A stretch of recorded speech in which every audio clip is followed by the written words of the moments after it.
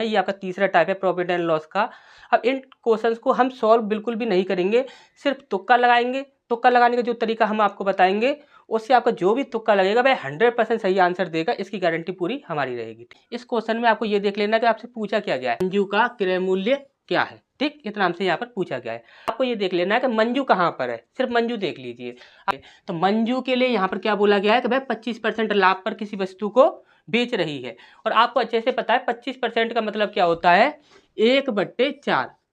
ठीक, 1/4। अब हमें यहाँ पर पूछा क्या गया है, यहाँ पर हमसे क्रय मूल्य पूछा गया है।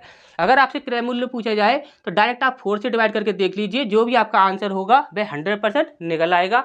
और जो आपका आंसर नहीं होगा वह कभी भी 4 से डिवाइड नहीं होगा।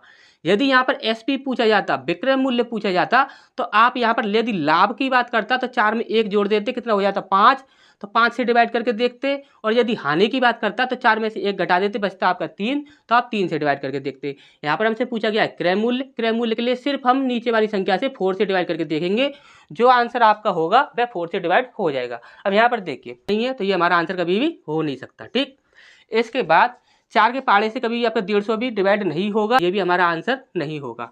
अब 4 से यदि हम बात करें तो 4 से देखिए 170 जो होगा वह भी कभी डिवाइड नहीं होगा, तो ये भी हमारा आंसर नहीं होगा।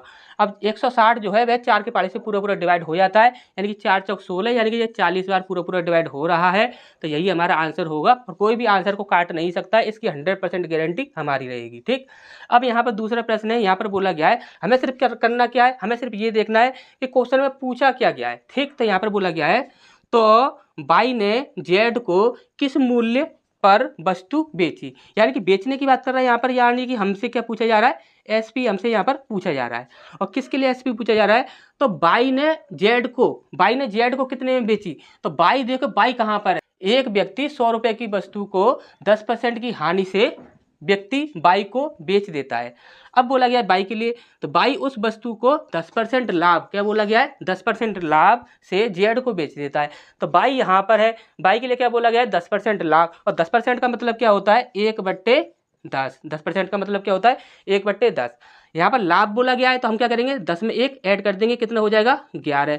अगर यहाँ पर हानि बोला जाता है तो क्या करते हैं हम 10 में से 1 घटा देते, ऊपर वाली संख्या को साथ घटा देते हैं हानि के लिए, तो यहाँ पर क्या हो जाता 9 हो जाता। लेकिन यहाँ पर लाभ बोला गया है तो हम क्या करेंगे 10 में 1 जोड़ देंगे, कितना हो जाएगा आपका 11। तो जो संख्या आपकी 11 से डिवाइड होगी वही आपका आंसर होगा, जो 11 से डिवाइड नहीं होगी वह कभी भी आपका आंसर नहीं होगा। 78 कभी 11 से डिवाइड होती नहीं है, 87 कभी भी 11 से डिवाइड नहीं होती, 86 भी 11 से डिवाइड नहीं होता, 99 आपका 11 से डिवाइड हो जाता है, ये आपका सही आंसर हो